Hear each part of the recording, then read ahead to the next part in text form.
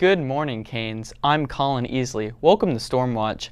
On today's April 11th edition, we have announcements, and since it's National Library Week, make sure to visit the library and thank Miss Titus and check out her new April Makerspace activity. But first, please stand for a brief silence and the pledge to our flag. I pledge allegiance to the flag of the United States of America and to the republic for which it stands, one nation, under God, indivisible, with liberty and justice for all. I'm Sarah Taylor with today's first school news story. Do you need to update your sports physical, or are you thinking about trying out for sports next year? If so, you are in luck. Sports physicals will take place in our own PHU gym next Saturday, April 20th from 8 a.m. to 12 p.m. The cost is $15. If your parent isn't present, you must have them print and sign a pre-participation form prior to the physical. If you wear eyeglasses or contacts, you'll need them for the exam. Take advantage of this convenient and affordable physical exam. Colin, how about our next school announcement? Seniors, here are some reminders. Today is the last day to vote for Prom Court online. The voting link is in our school page and it closes at 11:59 p.m. today. It is almost time for you to choose senior superlatives. Choices include most likely to become Instagram famous and others.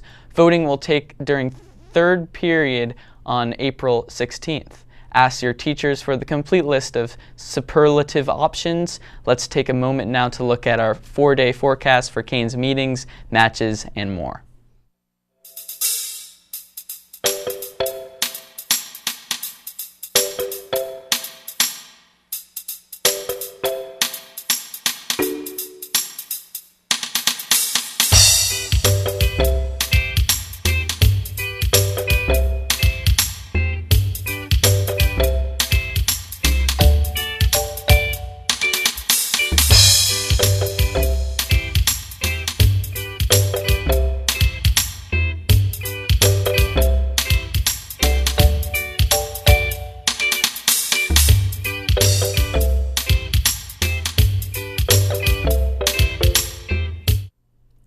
Cheerleading tryouts will be held on April 22nd through the 25th. All students who are interested in trying out must attend all days. The times will be from 2 to 4, with final tryouts held on April 25th. If you have any questions, please see Coach Shaw in room 19122. Looking at future career options, the Fashion Institute of Design and Merchandising will be here on April 12th, that's today, during school lunches outside in the courtyard. Normally, I bring you the sports report, but today I am introducing our feature video. It's April and Poetry Month. So how can basketball and poetry go together?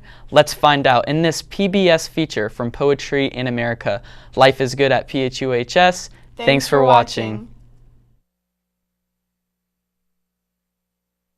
Fast break in memory of Dennis Turner, 1946 to 1984.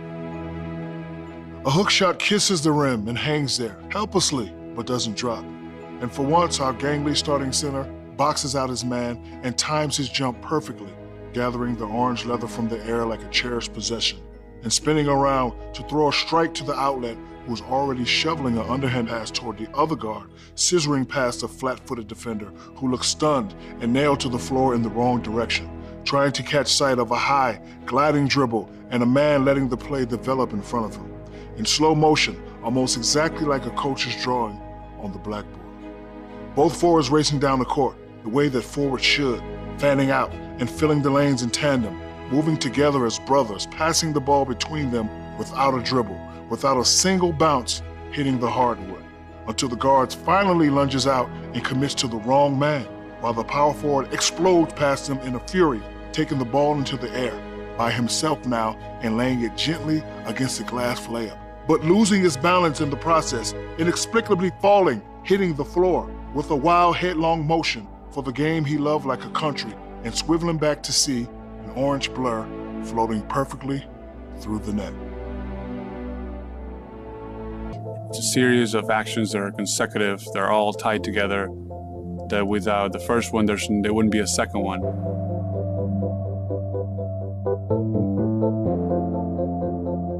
My much like a basketball game. There's not a lot of punctuation in basketball.